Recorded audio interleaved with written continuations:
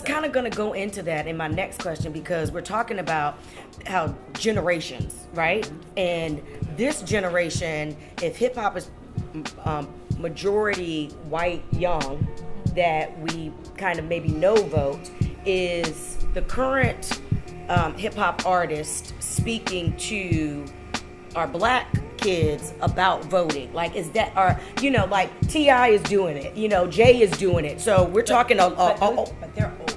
Well, Right. old, exactly. That was what I was about to say. That older, but and no disrespect, because I don't know them, but Little Uzi Vert and Lil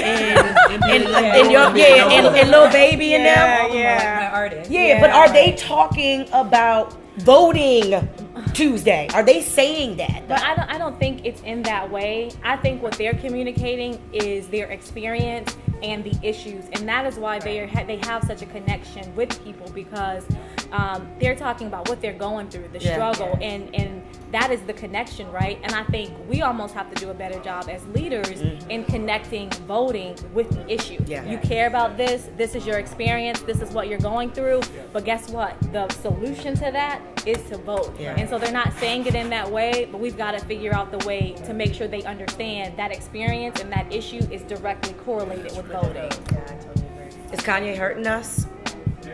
I think everybody knows that Kanye has some mental issues. Yeah. But from a political standpoint, and he is hip hop, is Kanye hurting us? From a politician standpoint, is he hurting our culture with it?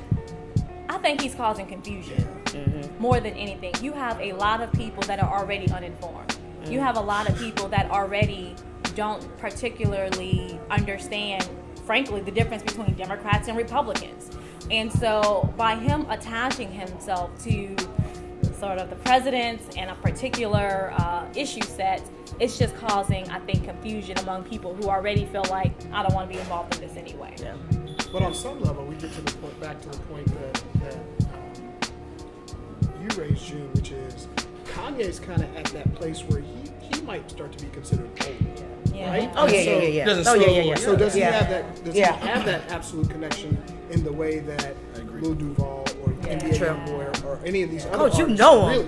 really? You know him too. Got 2 kids. But I do think that Kanye is a very, very troubled soul. The one thing that gives me some comfort is that this president has been so polarizing Yeah.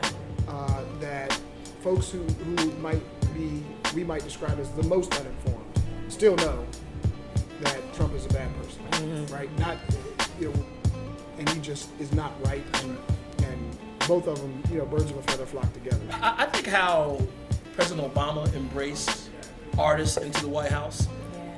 I don't think President Trump's taking a page out of his book. He just is out there choosing one person and trying to hold that person up as like, even Kanye West agrees with me. Yeah. To me, though, I think it's about whoever the next president will be. Sure. How they go about embracing hip hop inside the White House as well. I think right now it's being used. I think it's I think Kanye doesn't know he's being co-opted. But I think the future is, how does the next presidential candidate, next person who holds that seat, how do they embrace hip hop in the White House? No, that's right, because I had this conversation with a friend of mine several months ago about culturally and generationally has the church changed, right? Are younger folks like us going That's to a whole church in the panel. same way? I know. That's a whole other discussion. But I'm going to bring it back to the hip hop in as much as before, and we've got to figure out a way, I think, as politicians, because we all recognize that there's a connection there between the artist and the community. How do we engage and leverage the hip hop artists in the same way that the movements and the politicians leverage the faith community and the preachers as becoming the sort of center of black politics, right? How do we make that transition? Because I think there's a tremendous opportunity to really engage people who otherwise haven't been engaged in the way that they need to be. Yeah. I think Meek Mill is one of my artists, and Facts. yeah. So the mayor of Philadelphia, the governor, like they have been, supporting him throughout his trial, and I mean I think they've done like a, excellent But you know what? That was organic, right? It was- It right. was authentic. It was You know, right. that happened naturally because his story is one that so many in his state and community, you know, can relate to. And so when they saw that he has that influence, he has that block that sort of comes along with him, Right. and honestly, it's the right thing to do. You know, I think that rising happened organically, which is Yeah. key. And it was something connected to that as well. It was an issue connected to that Yeah. too, like Yeah. incarceration Right. in the criminal justice system Right. That's right. as well. I mean, so once again, I think it was you that brought it up, LaSharice, the connection between some of the issues and also with the figure and the Right. culture as well. Right. How do we make, or if we can, make politics as dope as hip hop?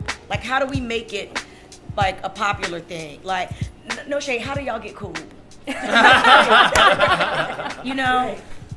Because I really think that if they don't know you personally, you all can be intimidated just by the fact that you have a title on your name that's, you know, You know, I have to just be transparent and say I really struggle with this because as an individual and as an elected official, I'm versatile. When I get in my car and I roll my windows up, you don't know what I might be Yeah, listening to, yeah, right? yeah. But I have a mixed base. Yeah. So when I get out of my car and I'm in full delegate aired mode, there are certain things that are acceptable, you know, by a certain political standard. Yeah. And then there are certain things that are not acceptable. Yeah. And so I personally struggle with what that balance looks like, because either I can stay in office and adhere to sort of these unspoken acceptable standards and try and have an impact and try and make a difference, or you know I can tether the line a little bit more. On a more scarier side to some people, and risk the longer impacts I could have. Yeah. So I will admit that I No, struggle. I think LaSharice makes a good point, but I also think that no matter what line she's walking, she's always authentic, Yeah. right? Like she is who she is, right? And the authenticity, the trust, and the foundation of a relationship like that has to be built on is what are my policies? What am I advocating for?